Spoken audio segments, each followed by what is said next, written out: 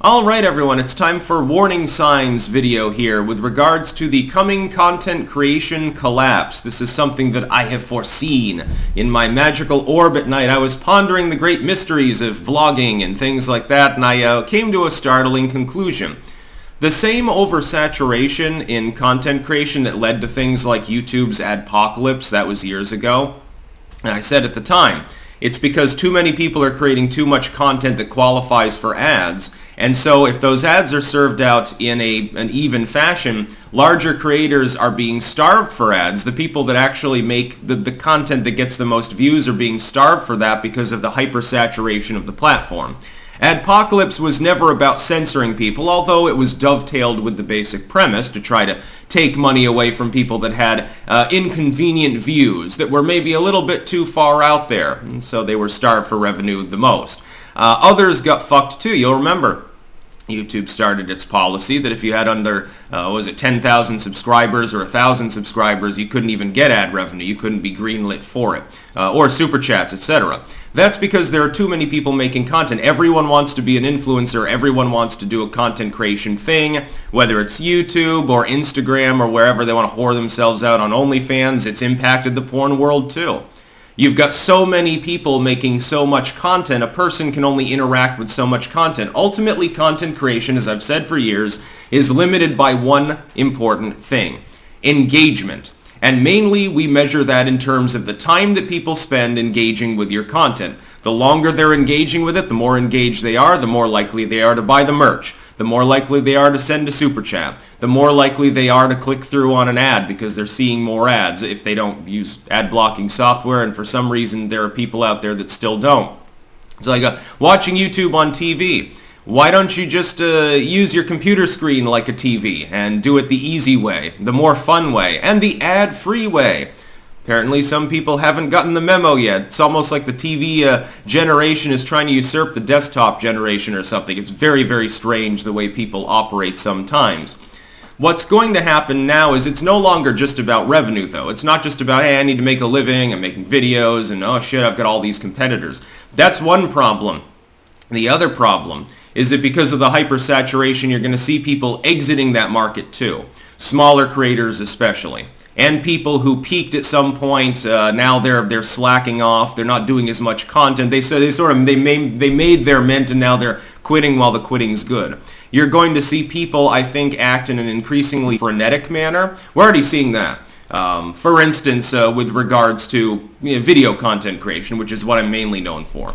People are starting to do more of the, what used to be the weird side of YouTube conspiracy theory, like Mayan prophecy stuff, like, oh my god, the world's collapsing, used to be laughed at. Now it's mainstream. Large content creators with huge budgets and fucking TV ads and shit like that are peddling the same basic things. The United States is going to collapse. This prophecy by Nostradamus is the aliens are coming. Oh my god, we're all going to die in World War III, stuff like that. I'm seeing more and more and more of it, and that's because it works. In the hypersaturated market, you have to be more and more unique. You have to be more and more out there.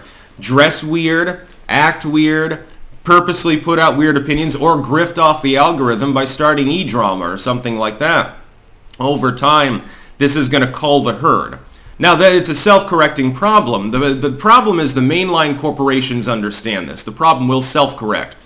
To preempt that and prevent people from getting popular who they do not like, they are attempting to algorithmically distort everything to show you the people that they want to rise to the top for the next generation of content creation. Controlled opposition, fucking sellouts. That's who they're promoting. Meanwhile, they demote people like myself who have inconvenient views but do have talent, have already shown for years that they have the talent, and given a proper fair shake in a competitive market where the algorithms aren't fucked with, we rise to the top. Well, they don't want that. They want people that are under contract that they can control. They want to turn YouTube into a PG-13 platform, for example. No more edginess allowed. Here's where new tech comes in. New tech is still growing. Old tech is beginning to flatline. They're making job cuts for a reason. Their stock is falling for a reason. The old guard sites are going to act more and more vigorously to try to corral things and use their government powers as well. They've got ties with the Senate, with the presidency. they're going to use that in a legal manner to try to distort the whole internet. They're going to try to fuck their smaller competitors in the ass by fiddling with 230 at some point. They'll say, well, we've got the AI so that we can real-time moderate things. We'll put that onus on our competitors as well. They won't be able to keep up and they will have to fold. We must make sure that they are not successful at this because that would destroy the internet. It would no longer be the internet of everything. It would be the internet of things that a computer somewhere determined were appropriate for you to see. It wouldn't. They're trying to use the think of the children tactic, by the way, to push this. Well, we can make it harder for children to access illicit material. Yes, and it'll only mildly inconvenience adults. Hey everyone, upload a picture of your passport to the internet or you're not allowed to make videos anymore. And shit like the pig in a pokery. Well, we've got to do something about this disinformation online. It's harmful to people. It's teaching them wrong things. And so the corporations, benevolent as they are, need to step in and police content more thoroughly. Oh, we got to do something about this medical disinfo or people will die. Quick, give us more power. We need more TOS. The government needs to recognize that validity and even encourage us to do it so that it's a hands-off for us. We're just doing what we were told by the FBI. Content creation, at some point, because of all this strain, will collapse.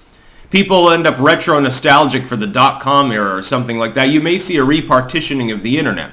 My money is still on the new tech sites that are performing the same function but without the distortion to crack through. We're already beginning to see that, for instance, with Rumble. We've seen it with Telegram and some of these other sites. BitChute is still rising up, etc., etc., etc.